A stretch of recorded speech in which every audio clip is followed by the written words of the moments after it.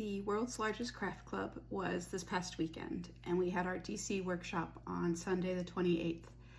I am a little bit lower energy. I'm still bouncing back from that level of effort, and I did want to take a minute to pop in and reflect on how the other clubs helped me so much in just the collaboration and the commiseration as we all got ready for our different events. And we talked about what a win looks like for each club. It's not the same goalpost for everyone. Some clubs already have pretty big followings in their cities, or they've done many different events. Some, this was their very first event, and for others, they had to pivot to a different format than they typically do. And so for each one, it was recognizing what is success for you and why are you doing this? And for me with Shared, I'm doing this to build community. I'm doing this to establish myself more and more in this DC region. And I had some attendees. I was very glad that I had some people sign up. I wish there had been more. And I don't want to deny that fact. I do wish there were more. But the day of, after I was back home and reflecting on what I was proud of, and I shared this in the world's largest craft club. We have a WhatsApp group where we are venting and encouraging and all those good things. And, I said, here are the parts that were great for me. I was able to have really good one-on-one conversations with the attendees, and that is the benefit of a smaller group. And I felt a really good connection with the venue, with Mary Pin, and developing that relationship meant a lot.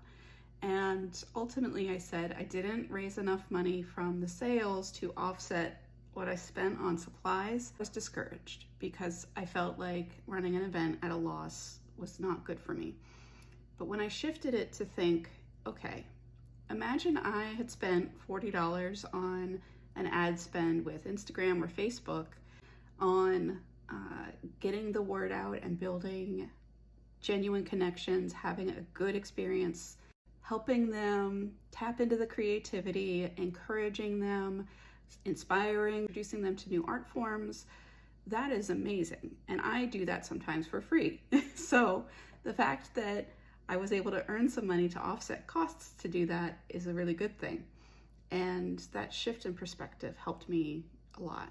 And again, the encouragement as I shared that reflection with the craft clubs, they backed me up and said, yeah, that's still a win.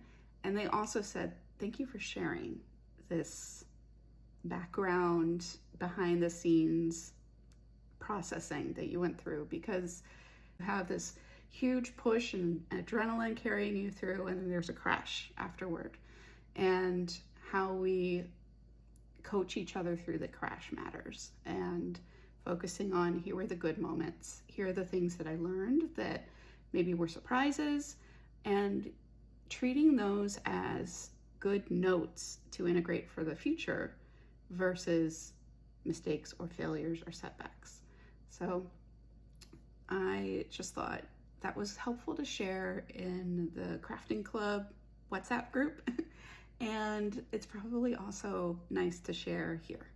So just being open and human, and how I can take something that initially there was a part of me that was pretty discouraged and reframe it so I can take it as a win and build on it to do more.